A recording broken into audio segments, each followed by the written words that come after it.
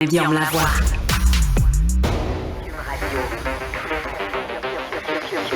Cube Radio. En direct à LCN. C'est le moment d'aller retrouver Guillaume Lavoie, animateur à Cube Radio. Bon après-midi, Guillaume. Bonjour, Julie. Bon, malheureusement, il y a eu une autre fusillade hier aux États-Unis, encore une fois en Californie. Au moins 7 morts. Samedi, fusillade toujours en Californie, au moins 11 morts. Et Joe Biden, qui a relancé aujourd'hui un appel au Congrès, demande d'agir vite pour interdire ou du moins restreindre l'accès aux fusils d'assaut. Mais l'augmentation des fusillades, Guillaume, ça a un effet pervers. Au lieu de dire aux gens, au lieu de leur faire comprendre que ça prendrait peut-être un peu moins d'armes à feu aux États-Unis, ça provoque l'effet contraire, provoque la hausse des ventes d'armes à feu. Oui, parce que les gens finissent par avoir une certaine crainte générale. Hein, si vous n'avez pas confiance profondément dans les institutions qui, normalement, doivent vous protéger et vous défendre, bien, vous vous dites, il va falloir que je m'en remette à moi pour protéger ma personne, ma famille. Moi, j'ai des amis à gauche, en Caroline du Nord, qui m'ont avoué récemment qu'ils pensaient à s'acheter une arme pour se protéger. On est rendu là. Je vais vous donner 2 chiffres qui font peut-être peur encore plus. L'an dernier, il y a eu... Et vous savez, quand on parle d'une tuerie de masse, ça veut dire 3 victimes et plus. On les comptabilise comme ça. L'an dernier, alors qu'il y avait 365 jours dans l'année, il y en a eu 645.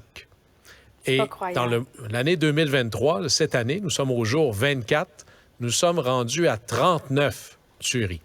Alors, c'est un problème extraordinairement large, grave, dans toutes les strates de la société américaine. Et souvent, la pulsion, c'est de dire, bien, celle-là va faire que ça va changer. Il y a l'appel du président. Je peux vous dire que lui-même ne doit pas y croire plus que moi. Parce que pour que ça change, considérant les interprétations successives de la Cour suprême, il faut aller jouer dans la Constitution. Et pour ça, vous avez besoin du 2/3 de la Chambre, du 2/3 du Sénat et du 3/4 des États. Alors, avec une Chambre à majorité républicaine, oubliez ça, ça n'arrivera pas. Et là, c'est plus rendu qu'un problème d'armes à feu.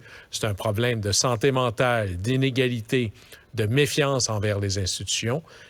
Je vous dirais que le début d'une solution ici n'est même pas proche d'être sur la table. Et si ça n'a pas changé après la tuerie à l'école primaire de Sandy Hook, où il y avait eu une vingtaine d'enfants qui étaient morts, au Texas, il n'y a pas si longtemps, une autre école primaire qui avait été visée, la cible d'un tireur fou. Et encore là, il y avait des policiers qui étaient intervenus, des policiers qui étaient armés, mais ils ne savaient pas comment agir. Alors, tu as beau avoir une arme à feu, si tu n'es pas capable d'intervenir vis-à-vis un tireur fou, ça ne donne pas grand-chose. Et ça donne une dérive dans l'autre sens qui finit par être complètement déconnectée de la réalité. C'est-à-dire que il faut se protéger. Alors, on parle d'armer les profs. Et ça, c'est des vraies propositions qui circulent aux États-Unis. D'avoir des portes blindées ou des fenêtres pare-balles pour les écoles, avec une seule entrée, presque. En fait, c'est des prisons, mais qu'on appelle des écoles. Alors, ça nous amène dans une espèce de cercle vicieux où la seule manière de se protéger, c'est encore plus de sécurité. Dans un contexte comme ça, ne serait-ce qu'une minute, prenons la peine de voir combien nous sommes chanceux et combien c'est précieux de vivre dans une société aussi peu violente que la nôtre, malgré l'augmentation de la violence par arme à feu qui arrive, là.